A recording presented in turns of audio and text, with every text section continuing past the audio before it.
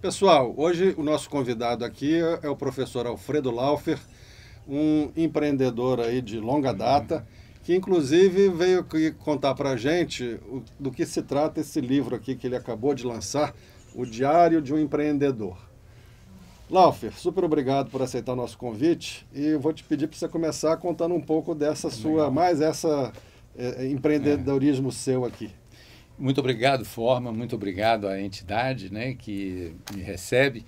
Bom, o livro ele é fruto de uns 5 ou 6 anos atrás. Eu estou chegando aos 74 agora, no próximo ano já faço 75, e é uma reflexão que me deu ao longo desse período de como é que nós, eu na minha envelhecência, na adolescência da envelhecência, poderia interpretar esse mundo cheio de novidades, cheio de produtos a cada instante, a cada metodologia. Como é que eu, com a minha cabeça, que fui, vamos dizer, fiz a minha faculdade de engenharia alguns anos atrás, sem nenhum celular, sem computador, sem internet, né?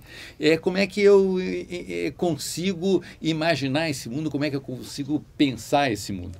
E aí eu também me deparei, John, com uma situação. Um dia eu levantei da minha cama, peguei a chave e disse, eu vou lavar meu carro. E nisso que eu levanto da cama, que eu entro na sala, toco o telefone, e aí eu vou para a cozinha, vou para outros lugares, e ao final da noite eu não sei onde eu deixei a chave e eu não limpei o carro. Então, ou seja, a gente é guiado por outras forças que não os nossos anseios, que não as nossas vontades. E aí eu me deparei com um problema que eu estava virando um robô, uma máquina, e que eu não estava respondendo aquilo que eu queria. Então o livro, ele vem trazer uma metodologia que eu chamo a trilogia, que são 3 metodologias, de modo como é que a gente enfrenta isso, como é que a gente vai entender o que aconteceu hoje, porque eu já não sei o que eu tomei no café da manhã, não sei o que aconteceu na hora do almoço. Então eu durmo com milhões de acontecimentos e essa rotina, essa habitualidade,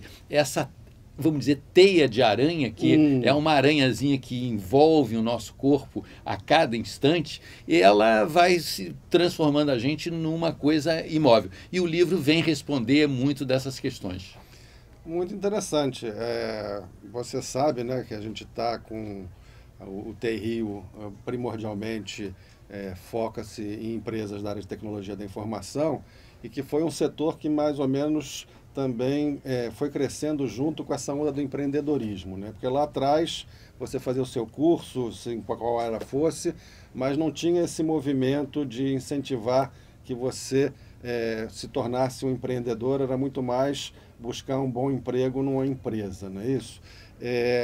Como é que você vê esse movimento nesses últimos anos? É por aí mesmo? A evolução disso?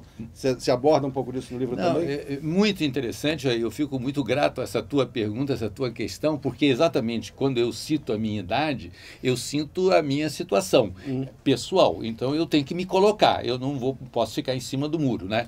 Então o que eu vejo? Eu vejo que apesar de eu estar aposentado, eu necessito entrar no mercado de trabalho. Eu preciso ter alguma renda complementar para, vamos dizer, pagar meu plano de saúde.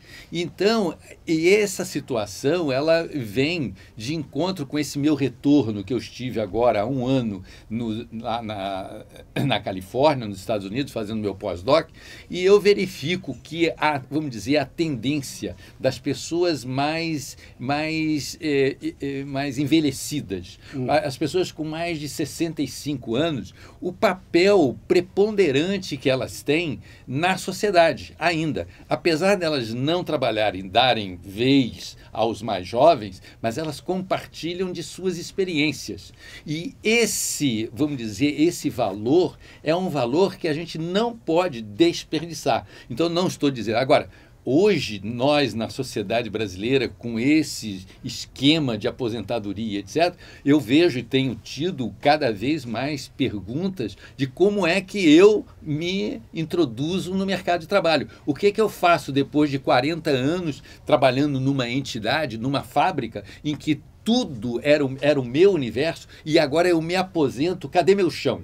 Os 6 primeiros meses são absolutamente fantásticos. É uma lua de mel com a aposentadoria. Depois do 6º mês a coisa começa a complicar e a pessoa vai para a padaria, ela vai não uma única vez, ela vai para comprar o pão, ela vai para comprar manteiga, para ter alguma coisa para fazer. Então o livro ele retrata essa situação de como é que eu, apesar de ter uma experiência em 40 anos numa atividade, mas eu tenho anseios, eu tenho vontade de bailar, eu tenho vontade de criar arte, eu tenho vontade de criar pássaros. Enfim, como é que eu posso estruturar o meu trabalho, os meus desejos, os meus anseios com aquilo que eu estou sentindo? Então, eu não posso virar uma máquina, eu tenho que fazer com que esses meus anseios eles não fiquem adormecidos dentro de nós, mas eu não posso fazer isso apenas pensando. Então, o livro, essa trilogia, que é um diário do empreendedor, um conhecimento solidário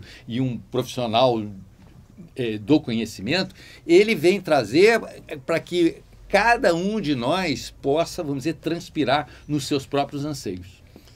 Muito legal, então, né? Porque você tem, de certa forma, né, rótulos, né, na sociedade cheia de rótulos, e muitas vezes essa questão do empreendedorismo vai muito naquela linha de, não, isso é para a garotada que está saindo agora da faculdade. Alguns casos de sucesso, tem gente até que nem completa a universidade para começar a empreender, mas então essa perspectiva nova que você está trazendo é dizer, olha, isso é um rótulo, também tem espaço para o pessoal que já construiu uma carreira toda, e não é porque terminou uma fase que não pode começar uma nova fase. É por aí? Exatamente, exatamente, Forma. E é o momento também de a gente, pelo menos na fase em que eu estou, de me encontrar e dizer assim, bom, eu já não tenho tanto tempo assim, não é que eu vá morrer, eu ainda tenho, mas organicamente, fisicamente, eu estou com 74, eu ainda tenho mais uns 10 anos úteis. Não quer dizer, é como se fosse uma máquina de escrever que estivesse em cima de uma estante. Ela não morreu, ela está ali, mas ninguém usa mais. Ela está ali sendo empoeirada. Então, eu não quero ser uma múmia viva, eu quero agir. E cada um de nós hoje, com 60, com 70, com 80 anos, é diferente daquele de 60, 70, 80 anos de tempos atrás. Ainda temos vitalidade, ainda temos energia para fazer e experiências para transmitir. Então, eu acho que seria um desperdício total se nós, ao encerrarmos nossas, vamos dizer, atividades, colocarmos nossas chuteiras na porta, não compartilhássemos essas experiências que nós tivemos ao longo da nossa vida. Isso não podemos deixar. E você está comentando aí essa faixa de idade, né? Quer dizer, mas eu diria para você que talvez até recuar um pouco mais, né? Porque a gente não pode negar a realidade triste em que a gente se encontra aqui no nosso Rio de Janeiro, e a gente está vendo muitas pessoas, até ali final dos 40, início dos 50, que foram surpreendidas por uma situação de crise e que daqui a pouco até levantaram um fundo de garantia aí, e estão se vendo numa situação meio até forçada, digamos assim, para empreender. A sua narrativa no livro também serve para essa turma? Totalmente. Me parece até que você fez parte do meu livro. Tantas perguntas dentro do esquema. Um dos aspectos que eu cito e que eu tenho, às vezes sinto muito, é a questão da hipocrisia. É a questão de uma separação entre aquilo que a gente deseja e aquele trabalho que a gente faz para uma arquibancada, em que a gente às vezes quer agradar a arquibancada, mas a gente não agrada a nós próprios. Então, o livro, ele traz exatamente a interseção entre a nossa vontade e aquilo que a gente vai fazer, a nossa atitude. Não adianta eu falar uma coisa e fazer outra. Eu preciso ser coerente. Então, eu acho que chegamos num momento em que a gente não tem muito tempo para perder. A gente tem que realmente verificar aquilo que a gente deseja fazer. E eu não posso me enganar mais. eu já me enganei muito, mas agora eu estou na fase de querer ver a minha realidade, de querer sentir coisas que eu sempre quis, mas sempre botei para debaixo dos panos, não era o momento, não era o momento. Qual vai ser o meu momento? É agora. Então temos que ter essa energia para fazer. Não, e assim, empresa, né, quer dizer, nascente, não pode estar sendo criada por pessoal com bastante experiência, né? E aqui no TI Rio, a gente está aqui para apoiar as empresas de todos os portes e tamanhos. Então, assim, é super interessante, porque como você falou, quer dizer, começa aí um negócio, não necessariamente já abrindo a empresa num primeiro momento, mas seguindo a sua metodologia, né, de repente vai ter uma hora ali que, bom, agora vamos formalizar esse negócio e seguir em frente, né? Exatamente. Eu acho que o momento, por exemplo, de educar os filhos não é aos 15 anos, né? Perguntaram a Sócrates, né? Uma mãe com um filho de 6 meses foi perguntar a Sócrates quando é que ele deveria começar a educação do filho dela. E aí Sócrates perguntou, e qual é a idade do seu filho? Aí ela falou, tem 6 meses. Então Sócrates disse, olha, você está 6 meses atrasado. Porque é exatamente como uma empresa. Você, para criar valores numa empresa, você a cada instante tem que estar com o seu pessoal. Para você se preparar para uma aposentadoria, você tem que começar não aos 50, aos 60. Você já tem que começar a sua poupança, você já tem que pensar no futuro do que você vai ser. Então, eu acho que um grande atleta, ele não se prepara alguns minutos antes da prova. Ele vem se preparando constantemente. Esse é um dos problemas, por exemplo, eu quando estive nas universidades, e é um grande problema, e eu tive um choque enorme agora na Califórnia, em que eu fui aluno com alunos que poderiam ser meus netos, a quantidade de horas que eles estudavam, né? E qual o tempo que os estudantes nossos universitários estudam aqui nas universidades. É uma desproporção, né? Então, o que eu acho é que a gente não pode se iludir com a preparação que a gente tem que fazer. A gente tem que ser realmente realista, não é? Nós temos que estudar mais, a gente tem que se preparar mais, a gente tem que trabalhar mais. Enfim, é isso aí.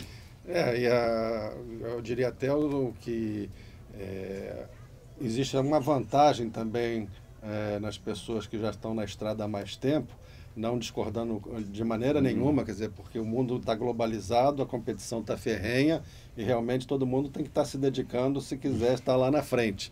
Mas, bem ou mal, essa estrada pode ser um ativo importante nesse momento, não é isso? Não tem dúvida, mas eu tenho aspecto só do outro lado. Por exemplo, eu tenho 6 netos, mas tenho um neto de 11 anos, é o Felipe, que eu chamo ele de neto de aluguel, porque quando eu tenho algo para resolver de internet ou no meu computador e etc., ele resolve em 30 segundos, eu não consigo resolver. Então, esse compartilhamento, essa interseção dos conhecimentos, que eu não tenho, mas que ele viveu com aquilo, ele em alguns segundos resolve, é exatamente a outro lado em que essa experiência pode também ajudar alguma coisa, né, Fábio?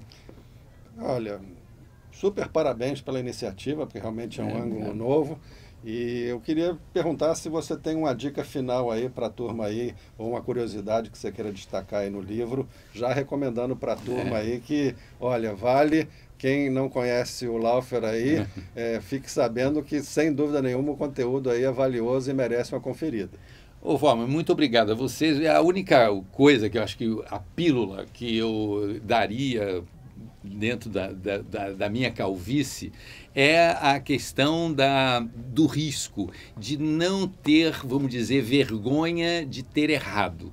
Então, como uma das histórias que eu coloco no livro, foi uma vez que eu estive em Cachoeira Paulista, fui para colocar um acoplamento rápido numa locomotiva e foi lá as grandes autoridades da Rede Ferroviária Federal e ao fazer o acoplamento, uma onda de diesel veio e caiu em cima cima do presidente, na presença de 600 pessoas, e que ia ter um churrasco, e todo aquele movimento, aquela onda de diesel, fui eu que provoquei com aquele meu aparelho. E nós estávamos na época da ditadura. E eu não sabia onde ficar com a minha cara, e, enfim, foi um momento extremamente inoportuno, mas algumas semanas depois eu recebia, vamos dizer, alguns telegramas me congratulando que quase que eu consegui acabar com o general, mas não foi a verdade. Mas o que eu quero citar é de que o erro, o fracasso, ele é a fonte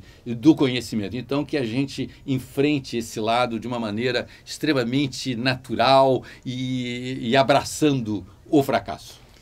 Olha, super parabéns pela iniciativa, porque escrever livro é um grande feito, né? Sem dúvida. E só posso te desejar que ele seja mais um sucesso aí na história de tantos outros sucessos que você traz aí pra gente. Muito obrigado, Forma. Muito obrigado a Rio Software, todo mundo, TI. TI também. Beleza. TI. Valeu.